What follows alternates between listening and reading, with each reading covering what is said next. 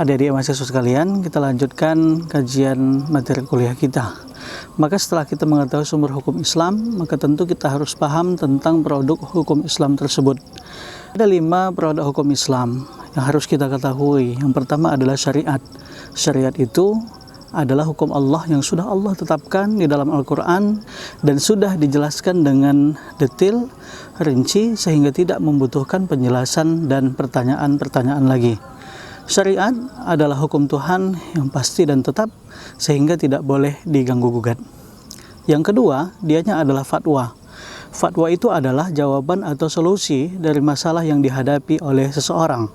Seseorang yang datang kepada mufti dan bertanya tentang satu hukum.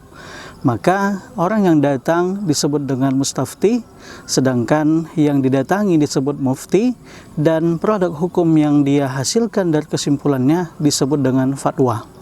Fatwa adalah hukum yang merupakan bentuk daripada pilihan atau opsi, sehingga boleh diikuti atau tidak bagi yang bertanya kepada yang ditanya.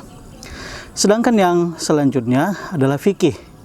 Fikih adalah pendapat para ulama terhadap hukum-hukum yang ada di dalam Al-Quran maupun Sunnah.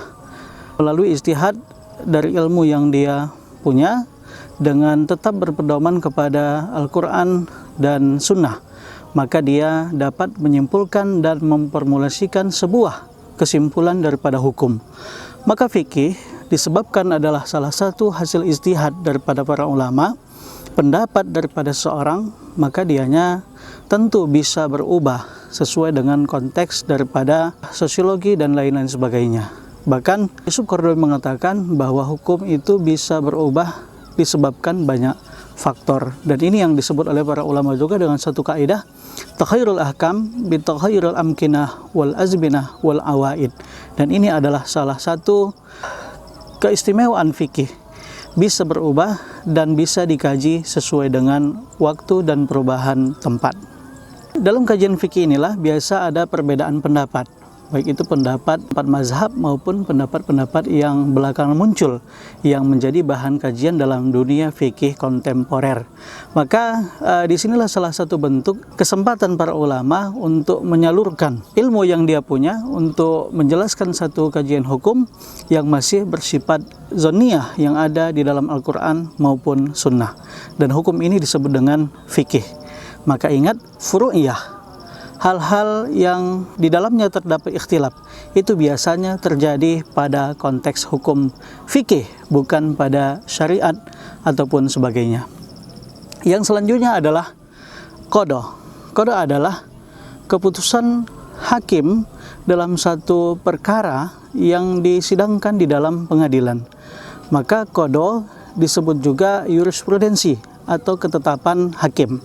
Maka sifatnya sangat mengikat bagi orang yang berperkara. Maka bagi kita yang tidak ada hubungannya dengan masalah itu, tentu tidak ada kewajiban kita untuk mengikut atau melaksanakan qada tersebut. Dan yang selanjutnya, yang kelima adalah qanun. Qanun adalah undang-undang atau hukum Islam yang sudah ditetapkan sebagai aturan yang baku dalam satu wilayah. Sehingga tentu qanun itu akan mengikat bagi orang yang patuh terhadap hukum yang dia duduk di dalam satu wilayah. Maka karena qanun itu bersifat zonasi, maka tentu orang yang tinggal di wilayah itu sajalah yang wajib untuk menjalankannya. Misalnya qanun di Aceh, maka tentu orang Medan tidak wajib menjalankannya. Atau qanun yang ada di Brunei Darussalam, maka tentu di Indonesia kita tidak wajib untuk menjalankannya.